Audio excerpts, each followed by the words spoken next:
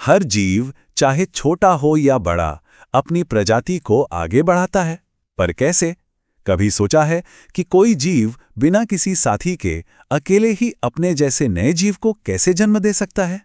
इसे ही कहते हैं अलैंगिक जनन। चलिए आज इसी कमाल की प्रक्रिया को थोड़ा और करीब से समझते हैं। तो सबसे पहले जनन या रिप्रोडक्शन आखिर है क्या? देखिए, ये वो बायोलॉजिकल प्रोसेस है जिससे कोई भी जीव अपने जैसे नए जीव यानी संतान पैदा करता है। और यही वो चीज है जो किसी भी प्रजाति को खत्म होने से बचाती है और इस धरती पर जिंदगी का पहिया चलता रहता है। जिंदगी को आगे बढ़ाने के असल में दो मेन रास्ते हैं। एक है अलैंगिक या एसेक्सुअल, जिसमें एक अकेला पेरेंट ही अपनी हूबहू कॉपी बना देता है, और दूसरा है लैंगिक या सेक्सुअल, जिसमें दो पेरेंट्स मिलकर एक नया यूनिक जीव बनाते हैं। आज हमारा पूरा फोकस पहले वाले रास्ते पर रहेगा। लेकिन यहाँ एक बड़ा सवाल खड़ा होता है, एक अकेला जीव बिना किसी पार्टनर के नया जीवन आखिर बना कैसे लेता है? मतलब ये सुनने में थोड़ा अजीब लगता है ना, ये होता कैसे है? चलिए इसी रहस्य से पर्दा उठाते हैं। तो देखिए, अलैंगिक जनन सीधी सी बात है, ये रिप्रोडक्शन का वो तरीका है जिसमें एक अकेला पेरेंट अपनी संतान पैदा करता है। और इसकी सबसे खास बात जानते हैं क्या है? जो नई संतान बनती है वो जेनेटिकली और फिजिकली, मतलब हर तरह से अपने पेरेंट की एक एग्जैक्ट कॉपी होती है, बिल्कुल एक क्लोन। अब आती है सबसे मजेदार बात। ऐसा नहीं है कि अलैंगिक जनन का बस एक ही तरीका है, नहीं। नेचर के पास इसके लिए एक पूरी टूल किट है और अलग अलग जीव अपनी ज़रूरत के हिसाब से अलग अलग टूल इस्तेमाल करते हैं। तो चलिए एक एक करके इन तरीकों को देखते हैं। टूल किट में हमारा पहला टूल है द्विखंडन या बाइनरी फिशन। नाम से ही पता चल रहा है, द्विखंडन मतलब दो हिस्सों में टूटना। अमीबा जैसे सिंगल सेल वाले जीव में बस यही होता है। पहले उसका न्यूक्लियस दो में बढ़ता है और फिर पूरी बॉडी, और बस एक से दो नए अमीबा तैयार। अच्छा, पर तब क्या जब हालात मुश्किल हों? उसके लिए है मल्टीपल फिशन। मलेरिया फैलाने वाला प्लाज्मोडियम यही करता है। जब कंडीशंस खराब होती हैं तो वो अपने चारों ओर एक मोटी दीवार बना लेता है और अंदर ही अंदर अपनी ढेरों कॉपीज बना लेता है। और जैसी हालात ठीक होते हैं, दीवार फटती है और सारे नए सेल्स एक साथ बाहर आ जाते हैं। अगला तरीका है मुकुलन या बडिंग। इसका सबसे अच्छा एग्जाम्पल है हाइड्रा। इसमें क्या होता है कि पेरेंट की बॉडी पर एक छोटा सा उभार, जिसे बड या मुकुल कहते हैं, निकलने लगता है। ये धीरे धीरे बड़ा होता है, एक मिनी हाइड्रा जैसा बन जाता है और फिर पेरेंट से अलग होकर अपनी जिंदगी शुरू कर देता है। खंडन या फ्रैगमेंटेशन भी एक बड़ा ही दिलचस्प तरीका है। स्पाइरोगायरा जैसे कुछ जीवों में अगर उनकी बॉडी किसी वजह से टुकड़ों में टूट जाए तो हर टुकड़ा फिर से ग्रो करके एक पूरा नया जीव बन जाता है। सोचिए, यहाँ टूटना खत्म होना नहीं बल्कि एक नई शुरुआत है। और अब बात करते हैं पुनर्जनन या रीजनरेशन की, जो किसी सुपर पावर से कम नहीं है। प्लानेरिया जैसे जीव को अगर आप कई टुकड़ों में काट भी दें तो हर एक टुकड़ा अपने खोए हुए हिस्सों को फिर से बना लेता है और एक पूरे नए जीव में बदल जाता है। ये सिर्फ टूटना नहीं बल्कि अपने बॉडी पार्ट्स को दोबारा बनाने की एक खास काबिलियत है।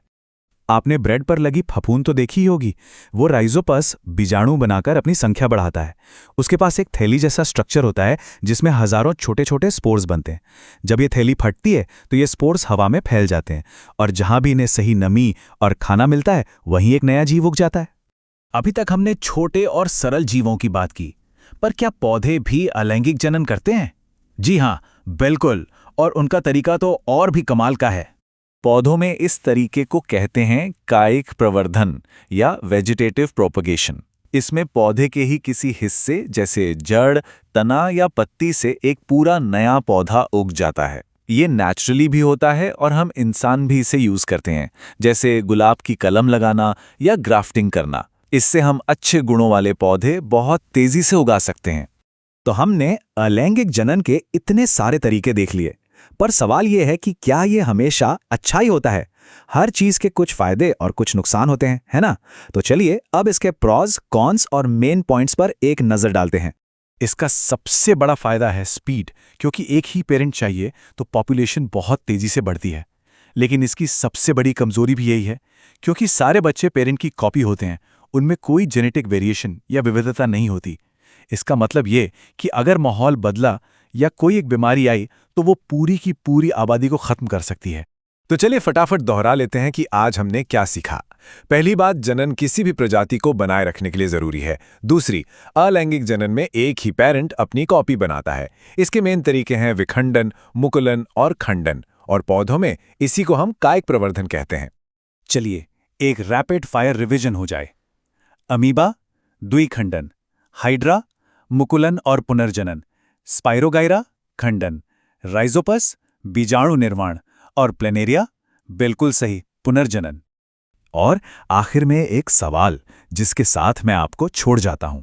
अगर हूबहू कॉपी बनाना इतना तेज और असरदार है तो फिर ज्यादातर कॉम्प्लेक्स जीवों ने रिप्रोडक्शन का एक अलग और इतना जटिल तरीका क्यों अपनाया? इस पर जरूर सोचिएगा। तो पिछले विश्लेषण में हमने अलैंगिक जनन की दुनिया को समझा था। अब कहानी को आगे बढ़ाते हैं।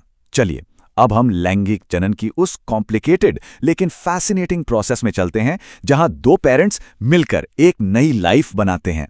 तो चलिए शुरू करते हैं और जानते हैं क्या अपनी कहानी की शुरुआत हम करेंगे पौधों से, क्योंकि सच कहूं तो सेक्सुअल रिप्रोडक्शन के बेसिक प्रिंसिपल्स को समझने के लिए ना फूलों के अंदर जो ब्रिलियंट सिस्टम होता है उससे बेहतर कुछ हो ही नहीं सकता।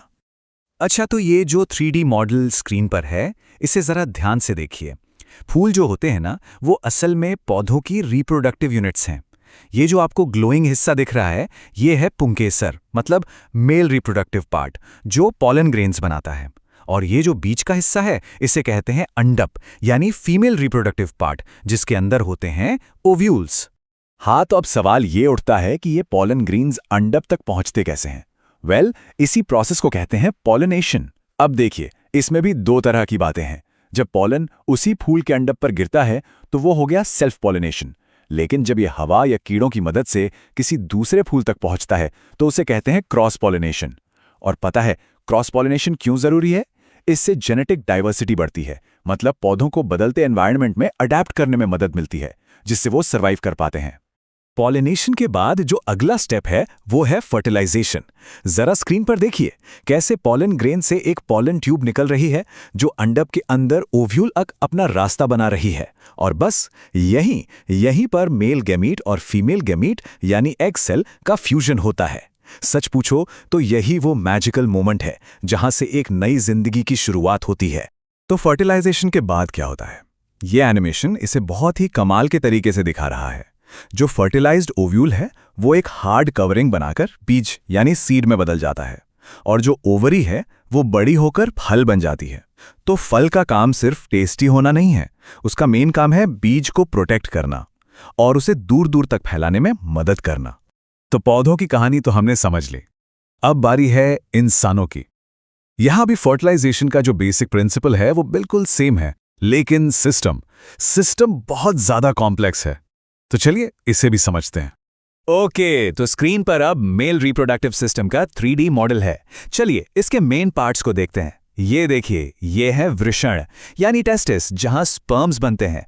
यहां से स्पर्म्स इस लंबी ट्यूब जिसे वास्ट डिफरेंस कहते हैं उसके जरिए आगे का सफर तय करते हैं। इस पूरी जर्नी में हर पार्ट का एक स्पेसिफिक रोल होता है।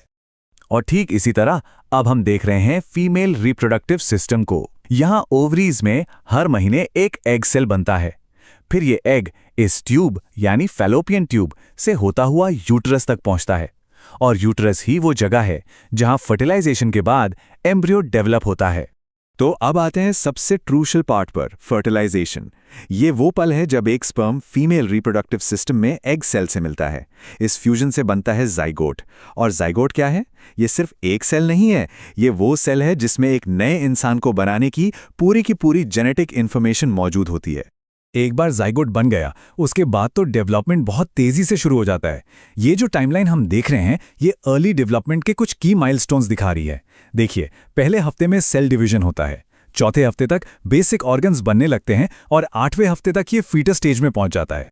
तो ये जो पूरी बायोलॉजिकल प्रोसेस है इसे समझना सिर्फ एग्जाम के लिए जरूरी नहीं है, इसका हमारी हेल्थ और हमारी सोसाइटी पर सीधा असर पड़ता है। तो चलिए अब देखते हैं कि ये नॉलेज हमारी रोज की जिंदगी के लिए इतनी इंपॉर्टेंट क्यों है। किशोरावस्था यानी प्यूबर्टी, ये वो टाइम है जब बॉडी रिप्रोडक्शन के लिए कैपेबल हो जाती है। इस दौरान हार्मोन्स की वजह से बहुत सारी फिजिकल और इमोशनल चेंजेस होते हैं, और इन बदलावों को समझना असल में खुद को समझने का एक बहुत ज़रूरी हिस्सा है। और इसीलिए रिप्रोडक्टिव हेल्थ इतनी ज़रूरी हो जाती है। इसका मतलब सिर्फ पर्सनल हाइजीन का ध्यान रखना ही नहीं, बल्कि सही जानकारी रखना भी है, ताकि हम बैलेंस डाइट और एक्सरसाइज जैसे हेल्दी चॉइसेस बना सकें। सीधी सी बात है, अवेयरनेस ही एक हेल्दी लाइफ की चाबी है। ये समझना कि रिप्रोडक्शन कैसे काम करता है हमें फैमिली प्लानिंग जैसे ज़रूरी टॉपिक पर भी ले आता है। ये वो मेथड्स हैं जो कपल्स को ये डिसाइड करने में मदद करते हैं कि वो कब और कितने बच्चे चाहते हैं। और ये सिर्फ पॉपुलेशन कंट्रोल की बात नहीं है, बल्कि ये इस बात को भी पक्का करता है कि माँ और बच्चे दोनों हेल्दी रहें। तो हमने पौधों से लेकर इंसानों तक सेक्सुअल रिप्रोडक्शन को काफ़ी अच्छे से समझ लिया है। अब चलिए ज़रा अपनी नॉलेज को टेस्ट करते हैं और देखते हैं कि एग्जाम में इस टॉपिक से किस तरह के सवाल आ सकते हैं। स्क्रीन पर कुछ बहुत इंपॉर्टेंट सवाल हैं जो एग्जाम्स में अक्सर पूछे जाते हैं। पहला, फर्टिलाइजेशन और पॉलिनेशन में क्या फ़र्क है? और दूसरा, ह्यूमन रिप्रोडक्टिव सिस्टम का एक लेबल्ड डायग्राम बनाइए। इन सवालों की प्रैक्टिस ज़रूर कीजिएगा, इससे आपकी अंडरस्टैंडिंग और भी मजबूत होगी। और आखिर में इन सारे कॉन्सेप्ट्स को एक साथ जोड़ने के लिए इस माइंड मैप पर एक नज़र डालते हैं। देखिए, हमारी कहानी एक फूल के स्ट्रक्चर से शुरू हुई थी और कैसे वो पॉलिनेशन, ह्यूमन रिप्रोडक्शन और हेल्थ जैसे टॉपिक से जाकर जुड़ गई। ये आपके रिवीजन के लिए एक ज़बरदस्त विजुअल टूल है। तो जाते जाते एक सवाल छोड़ जाता हूँ, आखिर कुदरत जिंदगी को बनाए रखने के लिए इतने कॉम्प्लेक्स सिस्टम्स डिज़ाइन कैसे करती है?